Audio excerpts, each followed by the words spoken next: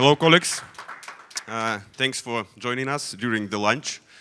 So it's our main competitor today.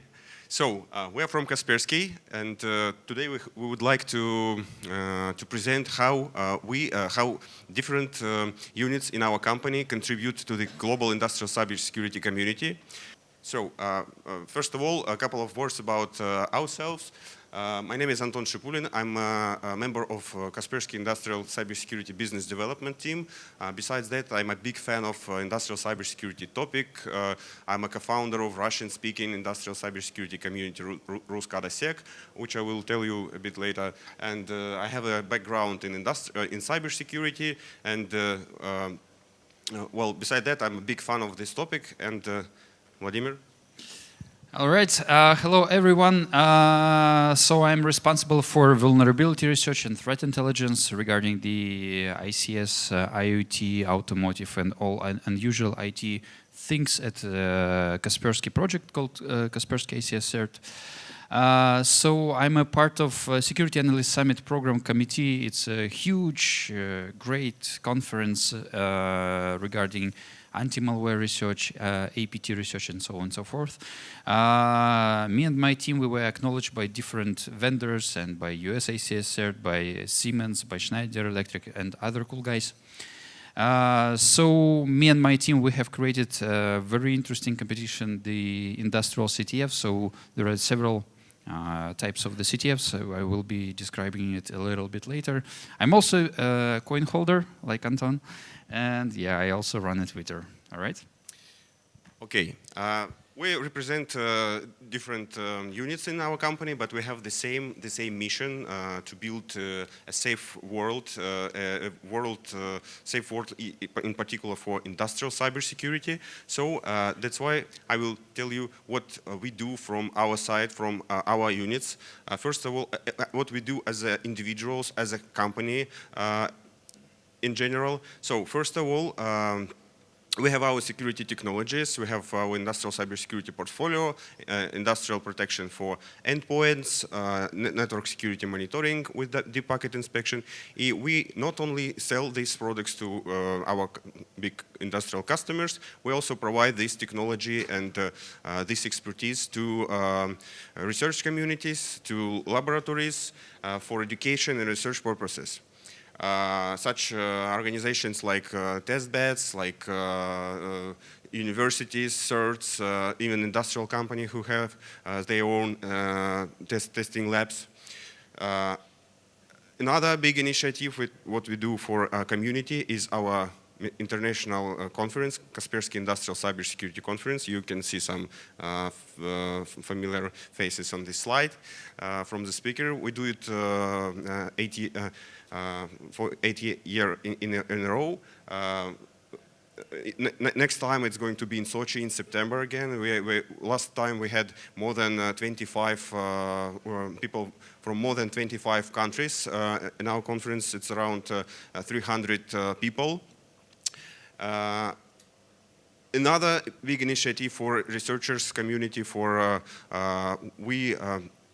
trying always to raise trust to our company, to our technologies. And last year we launched the Global Transparency Initiative, where we transferred user data from some countries to Switzerland, and we opened Transparency Center, where we welcome security researchers, big enterprise companies, and government bodies to come to check our code, to check our detection rules, and so on. And now we have transparency centers in Zurich, in Madrid, and this year we are going to open 2 more in Sao Paulo in Brazil and in Malaysia. And switching to the individuals, I would like to tell what I personally do for the industrial cybersecurity community. Doing open source intelligence for marketing, for business development. I follow lots of trends, lots of market trends, and provide this information to improve our security solutions, to improve our expertise, our services. And part of this information is so good, it's so juicy. I share this information to community through the Twitter, through the LinkedIn, and to our community, Russian community groups, which I will tell you in a moment. And I'm trying to be, very responsible with Twitter, not shit posting.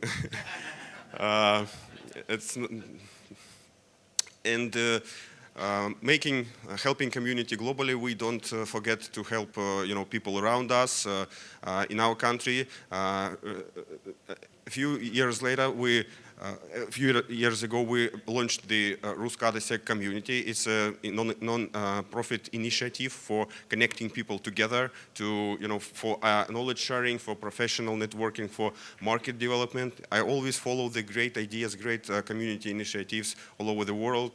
We borrow lots of ideas from S4, CS3 Stockholm conference, from SANS ICS community, BIR-ISEC, of course, and we combine all this to one professional club.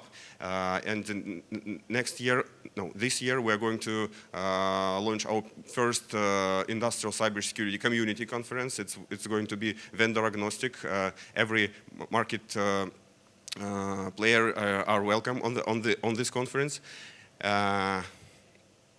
Another small part and small community resource. What I did is I'm a big fan of podcasts format, and I always listen to podcasts. And once I decide is it possible to combine all podcast industrial cybersecurity podcast episode in one playlist and share it and use it for myself and share to community. And there was such a demand, not from me, from people from community. And finally, previous year, I found the great service which can does that just to combine that and publish to the community. So it's and I did it under the BIR-ISEC brand. So it's a global community, it's global resource. I know that people like it, so it's great. It's my humble contribution to the community personally. And here I would like to give the stage to Vladimir. Vladimir will tell what he and his unit do for industrial cybersecurity community globally. Okay, thank you. So first of all, one of the main goals that we are trying to reach is to share our knowledge and experience with the whole world. So the main idea of our team and our company is that we are protecting our customers, and it doesn't matter where the customers are located. So to do that, so we run different types of the trainings. We do have a lot of different free of charge trainings, webinars, bright talks, different university courses around the globe. We run the Capture the Flag competitions. So the next one will be during the SAS conference. We will be doing attack and defense competition. And based on that, we do have commercial trainings for the customers, ICS cybersecurity awareness training. It's a quite popular thing, and a lot of, I guess, competitors have it, so we do also have it. We have IoT and Industrial Internet of Things vulnerability research and exploitation training. We have like several references for that. And we do have, here we do have a couple interesting things like advanced fuzzing for Windows and Linux. So we decided to create this training for vendors, because we see that there are so many vulnerabilities in ICS devices and software, hardware and software, and we decided to share the knowledge and experience with the guys who created, people who created. And so we hope that it will help them to enhance the level of the security of their solutions. We have industrial control system penetration test course and other interesting things. So the practical university courses, so we have created, so those are free of charge totally. So we have created a set of technical courses, mostly focused on the technical people. So we can explain these courses for management guys, but I guess it will be useless for them. So we have a general course on the ICS security, vulnerability research, fuzzing, IoT security, malware analysis, of course, threat hunting for ICS and for classical IT systems, and many other courses. And the capture the flag competitions for students. Those are most, I guess, favorite the things that I have created. So we have ICS and non-ICS tasks to solve. We have online and offline challenges. We have created attack and defense, of course, task-based competitions where you just need to solve different tasks and provide answers and see like if you're right or wrong. And we have another, it's called Research and Destroy. So this is basically when we set up the real environment based on the real devices using the real protocols, software and hardware. And we pre-install typical vulnerabilities in that type of architecture and try to see how the researchers, students, try to go through all the security measures and influence the technological process if they can stop it or they can, change some parameters, cause some cyber-physical effect. And this way we can explain, we can educate people what was the problem, why they did that, and so how to protect the environment. So yeah, the CTF is all about the gamification of security. It's one of the best things how to educate people, how to share the knowledge and experience. So again, the task-based attack and defense and research and destroy CTFs. Trainings. So as I mentioned before, we have several really cool trainings. So we have done the IoT/IIoT vulnerability research training. So we basically educate people how to do the vulnerability research. It's really good for those who work at the product security teams. So they can basically understand what are the typical weak spots in the solutions. We have the advanced fuzzing for Windows and Linux. So this is also really good for product security teams and researchers and different people who is managing the architectures. And so we provide the different fuzzing approaches, how to enhance your fuzzing technologies, your fuzzing corpuses and everything. Incident response training is also a really good thing. So we basically bring the real devices, software, industrial software and industrial hardware, and educate people how to extract that needed information from when the incident happens, so how to extract the needed information. And so this year we're launching the plug-and-play security things. So this is basically you can enhance your solution or enhance your knowledge. So this is a really good thing for us, for community, and especially for our competitors, because we see that our competitors have some weak spots in their solution. So we want to share our knowledge and experience to protect the world.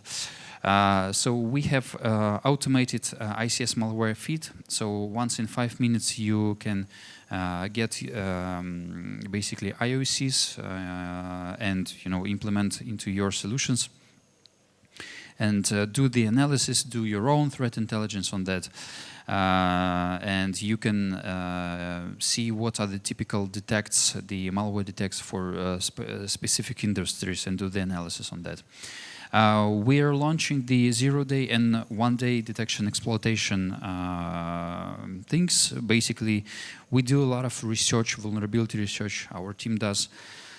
And we decided that we can share, again, knowledge and experience. We can provide the snort rules for the customers, for the community. So you can basically take those snort rules, put it in your solutions and see how you can detect the zero-day exploitation in the wild. Unfortunately, there are several examples when the attackers were exploiting zero-day or one-day vulnerabilities, and it was quite challenging to extract the information how the vulnerability was exploited. And so basically, if you have that type of knowledge, so you can see if the vulnerability was exploited or not. And the next one is the how to enhance and expand your knowledge.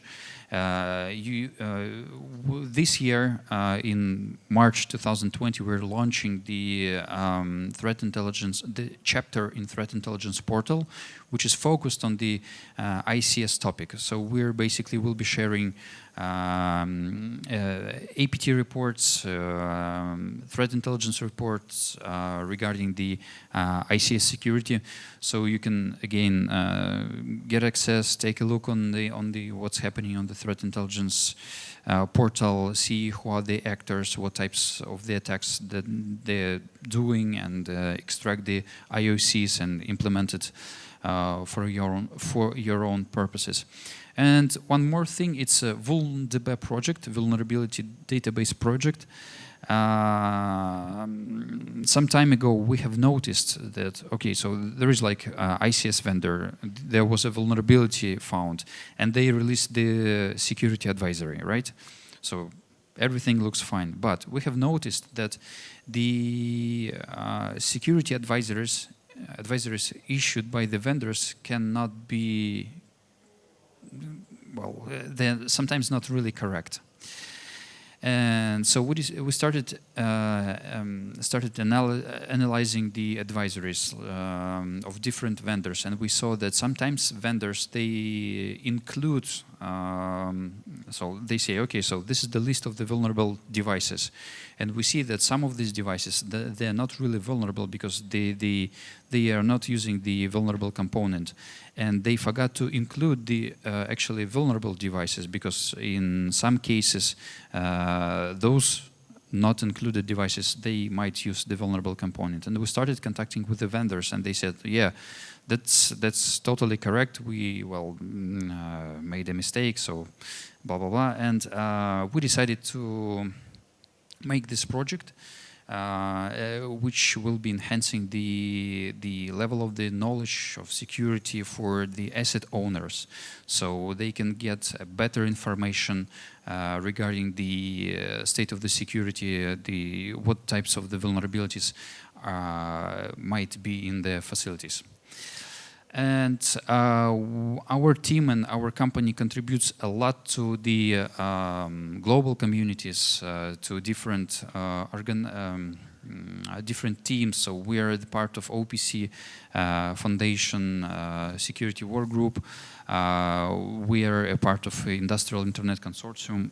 Recently we have released, contributed to security maturity model. So this is open source framework which help you to identify how mature your processes, your security processes in the company.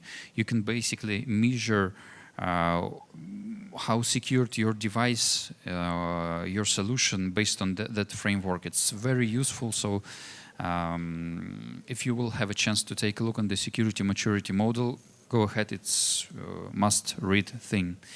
And so the other really good practices and communities where we contribute, you can see on this slide.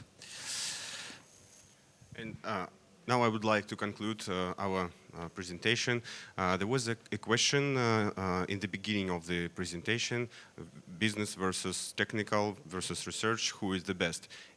In fact, it doesn't matter because despite we are different in different units, we do similar things. We do the same for contributing to the community. We strongly believe that only helping each other, helping community, we can really build the safer industrial cybersecurity world. Thank you very much.